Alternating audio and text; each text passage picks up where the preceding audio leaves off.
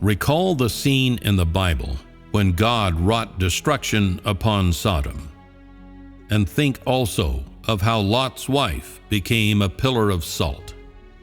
Think back to how the people of Nineveh repented their sins in sackcloth and ashes. And recall what followed after the Jews nailed Jesus to the cross 2,000 years ago. The Jews were expelled from Israel and fled to countries around the world. Many were killed, and the entire Jewish nation was subjected to unprecedented destruction. They had nailed God to the cross, committed a heinous crime, and provoked the disposition of God. They were made to pay for what they did, were made to bear the consequences of their actions. They condemned God, rejected God, and so they had but one fate: to be punished by God. This is the bitter consequence and disaster that their rulers brought upon their country and nation. Today, God has returned to the world to do His work. His first stop is the grand assemblage of dictatorial rulers, China, the staunch bastion of atheism.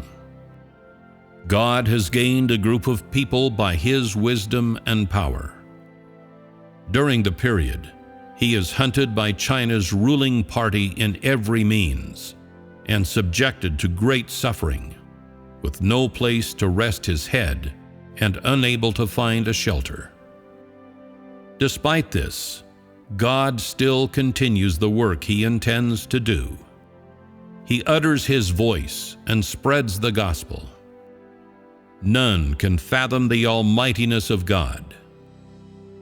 In China, a country that regards God as an enemy, God has never ceased His work. Instead, more people have accepted His work and word, for God does all He can to save each and every member of mankind. We trust that no country or power can stand in the way of what God wishes to achieve. Those that obstruct God's work, resist the word of God, disturb and impair the plan of God, shall ultimately be punished by God. He who defies the work of God shall be sent to hell. Any country that defies the work of God shall be destroyed. Any nation that rises up to oppose the work of God shall be wiped from this earth and shall cease to exist.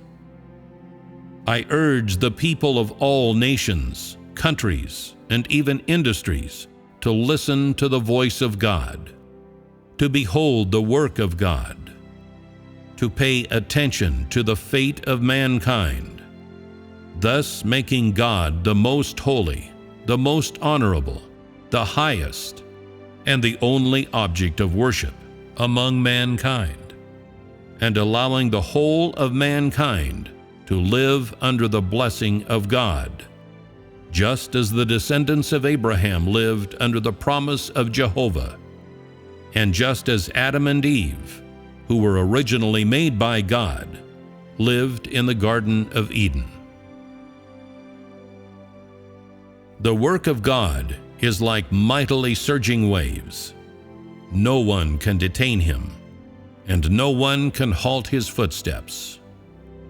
Only those who listen carefully to His words, and who seek and thirst for Him, can follow His footsteps and receive His promise. Those who do not shall be subjected to overwhelming disaster and deserved punishment.